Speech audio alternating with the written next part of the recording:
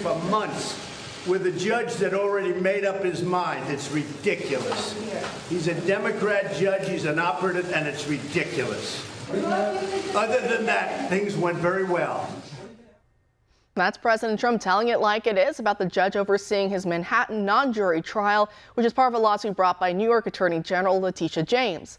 Just last week, the judge ruled that President Trump committed fraud by exaggerating his assets and wealth, even though no bank or any other financial institution is arguing that President Trump ever did so to them, or that he failed to pay back any of his loans to them, or anything even like that. As Trump says, he paid back all of his loans on time, in full, and with interest. So this is obviously just the New York AG being vicious about looking for issues, any mistake on any official paper anywhere, no matter how innocently they were done, just to destroy President Trump's family business in the state. It really is disgusting, and no wonder lefties drenched in Marxist talking points hate those who are financially successful, not only because they don't need the government, but also because they can affect the government from the outside by launching campaigns like President Trump did by being the 2016 outsider who forever changed the political landscape. Hence why there is such a fervor on the left to make all of us poor, that's Bionomics for you, and especially to break President Trump financially. It's one of many ways in which they're trying to rig next year's presidential election. But going back to what President Trump was saying a moment ago, this guy is a partisan hack, as the Washington Examiner is reporting today. This article explains how the judge has made about $5,000 in political donations since the year 1999, and it's all been exclusively to Democrat candidates and committees. Go figure. Quote, the donations were made in New York and include a 2018 transfer to the Manhattan Democrats, as well as contributions to ex-New York Attorney General Eric Schneiderman, ex-Governor David Paterson, and various state lawmakers. Most of the cash was directed to local committees, campaign finance disclosures show, end quote. Also, an old video clip of the judge speaking as a guest at the City University of New York in Queensboro back in around 2015 has resurfaced about he often overrides juries based on his own emotions about a case. I'm not making it up. Take a listen for yourself. Now, I'm going to say something controversial, even though I'm being taped. Juries get it wrong a lot. That's my own opinion. I do only civil trials, personal injury cases, contract disputes.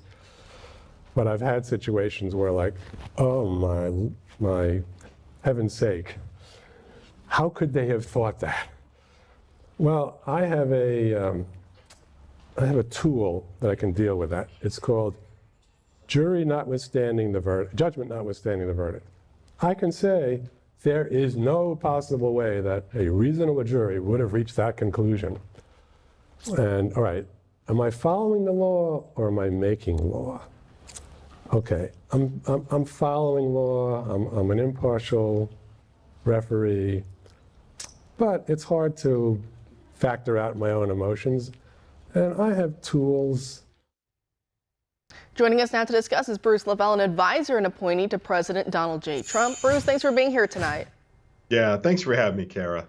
Great. What does that clip and those partisan donations tell you about the judge in this case? Well, first of all, when I saw him on the prompter here, I thought that was Doc from Back to the Future. So I thought that was Back to the Future Part 6.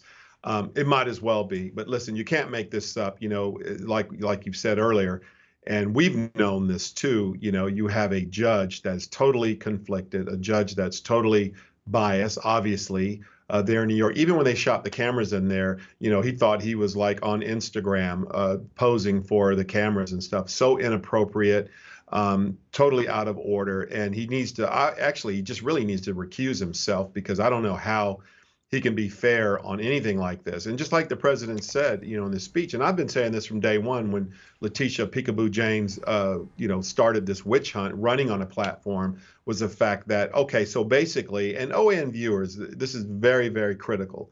Imagine a district attorney or attorney general says, hey, we want to go back and look at your closing documents 15 years ago when you purchased this house, because I know you're running for Congress now. So we want to go back and see if you've been honest on your financials.